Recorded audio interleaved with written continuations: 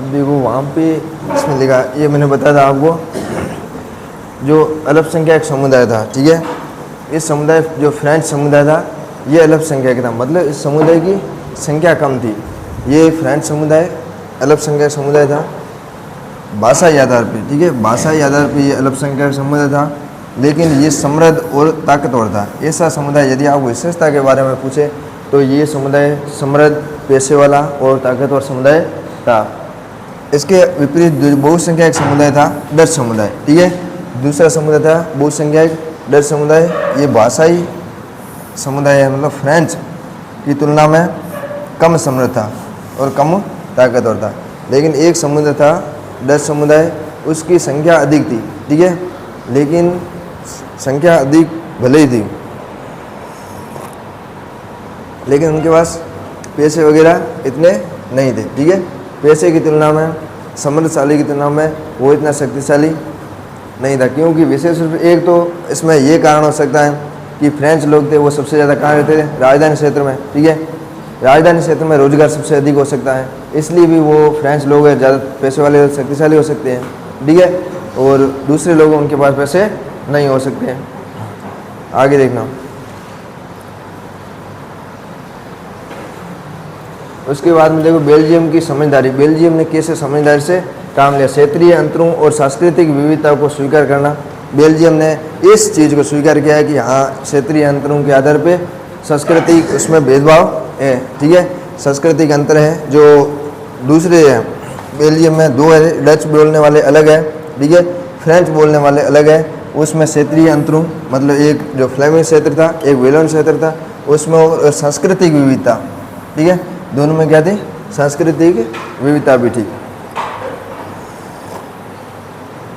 एक बार लिखो इसको।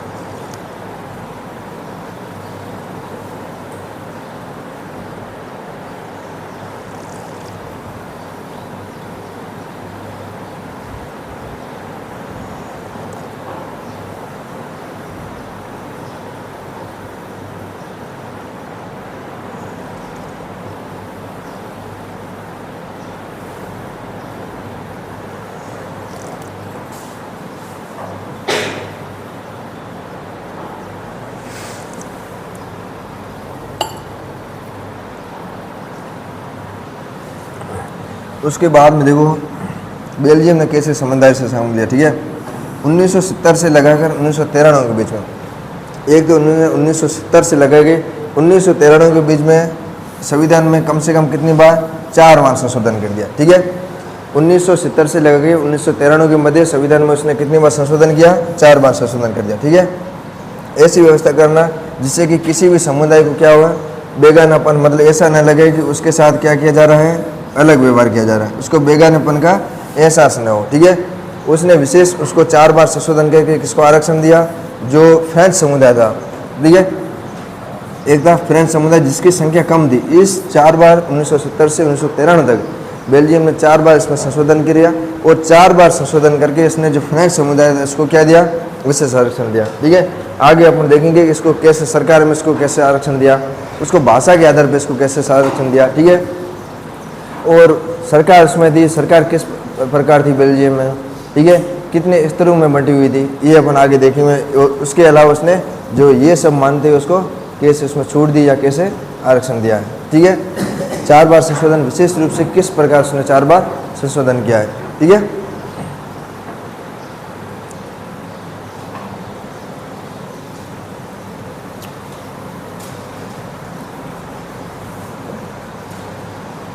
ये देखो बेल्जियम मॉडल की विशेषता है, मतलब बेल्जियम मॉडल की विशेषता है, बेल्जियम में सरकार किस प्रकार थी, ठीक है। जैसे 2 तो स्तर वैसे हैं जैसे अपने भारत में वैसे थे, ठीक है।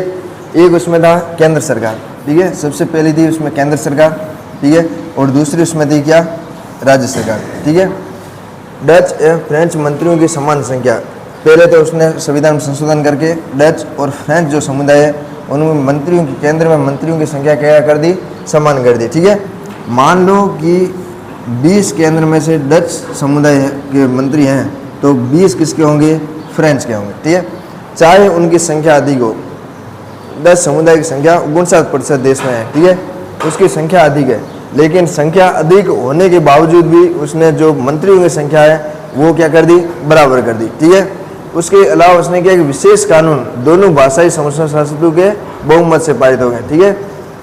मतलब देश के लिए यदि ऐसे कोई कानून बन रहे हैं, ठीक है, जो बहुत ही इम्पोर्टेंट हैं, जो इन समुदाय से जुड़े हुए हैं, उन लोगों को स्वतंत्रता दे रहे हैं, ऐसे कोई कानून है, ठीक है, तो वो कानून क्या होंगे, दोनों जो समुदाय है उसके बराबर के बहुमत से आधार पे हो गए, ठीक है। ऐसा नहीं है कि मान लो कि डच समुदाय अधिक है तो उनकी सांसदों की संख्या भी अधिक है तो उन्हें वोटिंग होगी तो वो सीधी सी बात है कि डच समुदाय जीत जाएगा और फ्रेंच समुदाय हार जाएगा, ऐसा नहीं है, ठीक है। उसने बोला कि दोनों समुदायों की क्या होगी, विशेष कानून दोनों भाषाई समुदायों के सांसदों के बहुमत से पारित किए जाएंगे। और जब मंत्रियों की संख्या होगी तो 20 मंत्री किससे होंगे, डच समुदाय से। मान लो 20 मंत्री हैं तो 20 मंत्री किससे होंगे, फ्रेंच समुदाय से, ठीक है। दोनों में से कोई भी भेदभाव नहीं होगा, चाहे उनकी संख्या के आधार पर ऐसा भेदभाव नहीं किया जाएगा। मान लो उसकी 59% संख्या है, उसकी 40% संख्या है, तो फ्रेंच वाले उनको 10 मंत्री दिए जाए और डच वाले उनको 30 मंत्री दिए जाए, ऐसा नहीं होगा, ठीक है। भाषा के आधार पर आप मंत्री सरकार में भागीदारी उसको सुनिश्चित नहीं कर सकते, ठीक है, विशेष रूप से याद रहे। उसके बाद राज्य सरकार, केंद्र की अनेक शक्तियां क्षेत्रीय सरकार को दी गई है, राज्य सरकार केंद्र सरकार के अधीन नहीं है, ठीक है। जो राज्य सरकार है वो स्वतंत्र रूप से कार्य करती है, ऐसा नहीं है कि मतलब जो केंद्र की सरकार है वो पूरी तरीके से उस पर हुकूमत करेगी, ऐसा जरूरी नहीं है, ठीक है। राज्य सरकार है जो स्वतंत्र है, अपना काम खुद कर सकती है, ठीक है, उस पर कोई बाधा या रोक टोक डाले ऐसा कुछ नहीं है, ठीक है। ये सब इसमें विशेषता है। यहाँ बेल्जियम का मॉडल है, ठीक है। तो बेल्जियम में आपको पूछे कि कितने स्तर की सरकार थी, केंद्र सरकार, राज्य सरकार और सामुदायिक सरकार, केंद्र सरकार, राज्य सरकार और सामुदायिक सरकार। आपको पूछे कि बेल्जियम मॉडल की, बड़ा पर्सन यदि पूछेगा तो ये पूछेगा कि बेल्जियम मॉडल की क्या विशेषताएं हैं, ठीक है, बेल्जियम मॉडल की क्या विशेषता है, तब आपको इसे लिखना है, एक मेन पॉइंट लिखना, केंद्र सरकार, राज्य सरकार और सामुदायिक सरकार, 3 मेन पॉइंट लिखिए। उसके बाद में आप कुछ भी लिख सकते हो, उसमें आप ये एग्जैक्ट लाइनें लिखो ऐसा जरूरी नहीं है, ठीक है। आपको जो चीज़ें, जैसे आपको इतना याद रहा कि मंत्रियों की संख्या समान होगी, ठीक है, अब आप ऐसे मतलब डच और फ्रेंच मंत्रियों की संख्या समान होगी, आपको याद रहे जरूरी नहीं है। आप उसमें ऐसे लिख सकते हो कि मंत्रियों की संख्या समान होगी, बाद में यदि आपको याद आ गया कि हाँ डच और फ्रेंच की, तो ये डच और फ्रेंच बाद में भी लिख सकते हो, ठीक है। ऐसे एग्जैक्ट लाइन लिखना जरूरी नहीं है, लेकिन मेन पॉइंट आपको याद होना चाहिए, जिससे केंद्र सरकार है, ठीक है, राज्य सरकार है और सामुदायिक सरकार है, 3 पॉइंट आपको याद होना चाहिए, ठीक है।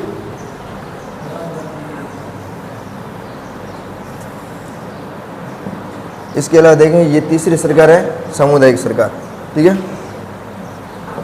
वैसे इस पार्ट में से मतलब ज़्यादातर पूछता छोटे पर्सन पूछता, बड़े पर्सन मतलब विधि केस में कभी ऐसा आया नहीं, मैंने देखा नहीं है कि कोई बड़ा पर्सन आया है, ठीक है। ये तीसरी है सामुदायिक सरकार, ये थोड़ा है इम्पोर्टेंट से, ठीक है। जो सामुदायिक सरकार वाला मॉडल है ना, ये इम्पोर्टेंट से, ये इसने पूछा था, उसने सामुदायिक सरकार पूछा था कि मतलब कौन से देश में सामुदायिक सरकार, अभी मैंने बताया था कि जो छोटा पर्सन उसने पूछा था कौन से देश में सामुदायिक सरकार है, लेकिन इस सामुदायिक सरकार के जो भारत में है ना, इसको भारत में बोलते हैं स्थानीय स्वशासन,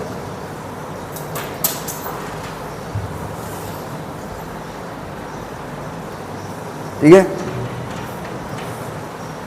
जिस बेल्जियम में आप देखोगे तो क्या है, सामुदायिक सरकार, लेकिन भारत में जो तीसरे स्तर की सरकार है उसको बोलते हैं स्थानीय स्वशासन। ये आप पार्ट दूसरे में पढ़ोगे, जब संघवाद पढ़ोगे ना, संघवाद में सब कुछ डिटेल में दे रखा है स्थानीय स्वशासन के बारे में। जो भारत में स्थानीय स्वशासन है वही नाम है इसमें सामुदायिक सरकार। बेल्जियम में सामुदायिक सरकार है और भारत में क्या है, स्थानीय स्वशासन। इसमें कोई चेंज नहीं है, एकदम सेम वही नाम है, ठीक है।